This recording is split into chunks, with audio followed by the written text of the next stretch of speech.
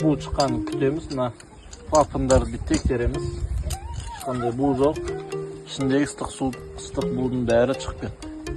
Содан кийин барып ачабыз.